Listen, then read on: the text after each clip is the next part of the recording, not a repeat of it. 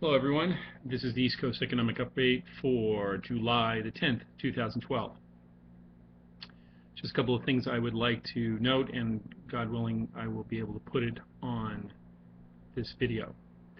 First, as you all know, on Friday the unemployment numbers only gained 80,000 jobs. But as you can see when you check the hyperlink that I have placed under Shadowstats, we are been sitting, at least for the last 6 to 9 months, if not 12 months, between 24.5 and 25.2% unemployment. This has been a systemic problem since 2008 in reality. 2009 it really took off, even based on Shadowstats numbers, and I'm just going to click on it real quick to look at it.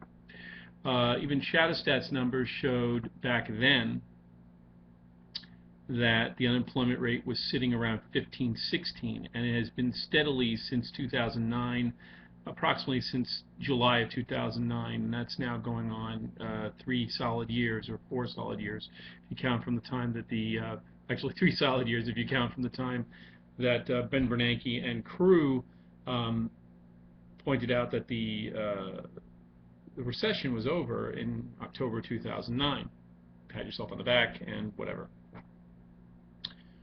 Basically, folks, that issue alone would show a systemic problem. In the last 4 years, we have students that had left high school, went into college, with the hope that they would get a job 4 years from now, meaning this second, and those same people are now looking for a job, and the high school students that are going into college presently for the foreseeable future will have no opportunity.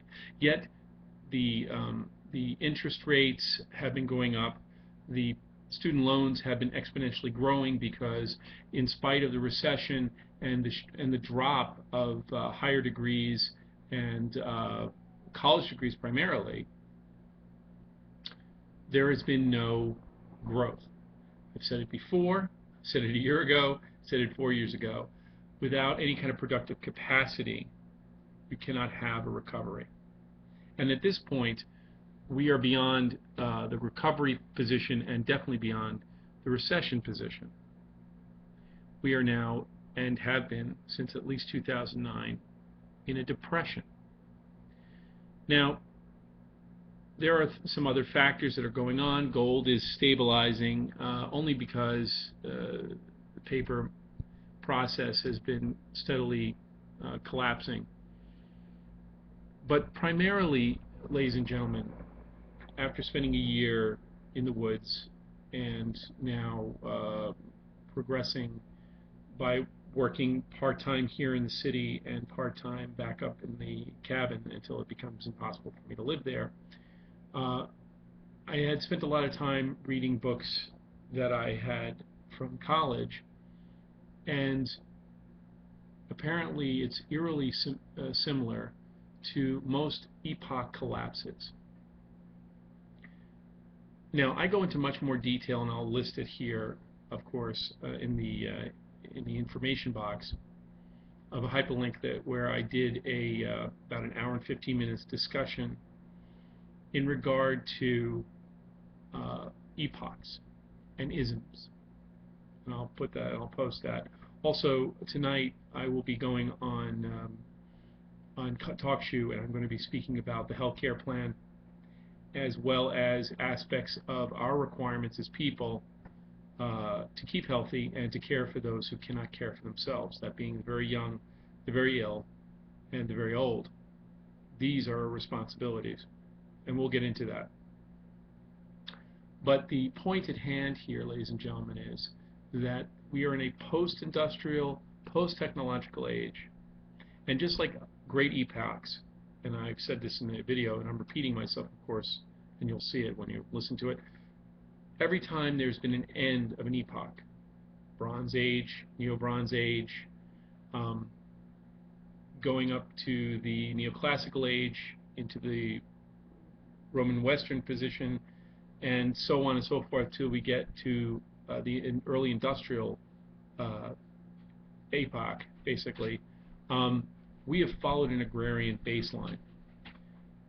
Whenever a great empire has fallen, it is always fallen back onto its um, its agrarian roots.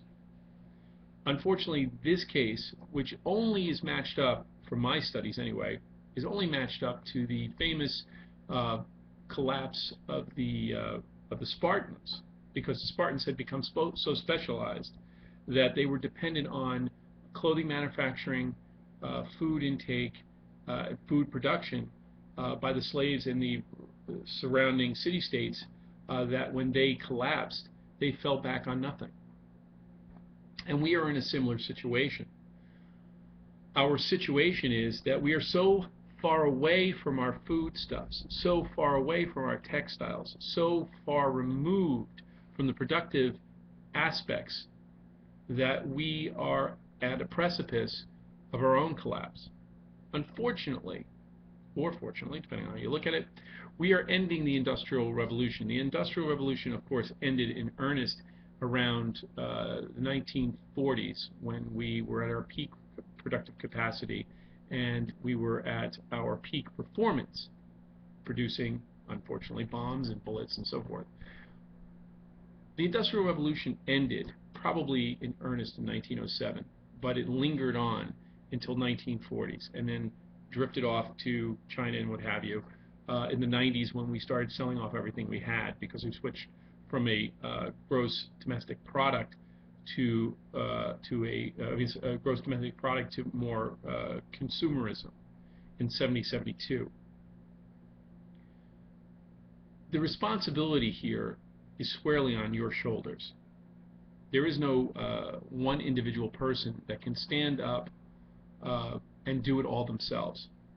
It is the responsibility at this point and at this juncture of your existence, and at the collapse and complete collapse of this way of life, that it will be your responsibility to gather people of like mind and start to create community and create a way of living and learning the skills that are necessary to cover the, as John Locke said, the three important things that create society, which is a source of food, security, and and basically clothing, a roof over your head, and a sense of security from attack, whether that attack is from an animal, from whatever else. I'm not speaking in apocalyptic terms here. I'm speaking in terms in regard to how one is to live. The primary goal, or the primary thing that happened at the last great collapse, which is the Roman Empire, was the fact that people fell back to an agrarian society and basically dispersed. As Gibbon, who wrote The Fall and Decline of the Rise and Fall of the Roman Empire, said, Rome did not collapse with a crash. It died with a whimper. Its superstructure disappeared, and people fell back to what they were used to, what they could do, produce their own goods and so forth. And that brought us into, unfortunately, what is commonly known as the Dark Ages. But it is not a dark age. It is an opportunity for people to create social norms and so forth. And I get into that in that other video. Tonight we're going to talk about the Obama care system, and also what options you may have, and I'll have the hyperlink for that as well. But we must understand that we are beyond the point of trying to correct a problem. The problem is already, the patient's already dead. You could do one of two things. One is to run into a cave somewhere and wait for it to all blow over. It's not going to blow over. Or you can become proactive and start to create what's in front of you. And that involves, if you live in a city, to start to grow vegetables. I know a lot of you have. And some others, if you can move out of the city and move to a better location where you can start to develop skill sets that are going to be used as a community, that will better your situation. It's going to be in the next, I would say, well, there's going to be another collapse, and I get into that video, and that covers an hour. But there will be another collapse and another one that's going to be smaller and smaller, and we're going to die as a society in increments, but they're going to be very quick, in 3- and 4-year rotations. It's just a matter of whether you are ready to pick up your marbles and start your own way of living quietly, or you're going to become completely dependent onto society as a whole, and it might be a rude awakening, but by that point it will be too late. So check out the hyperlinks, and until next time, peace.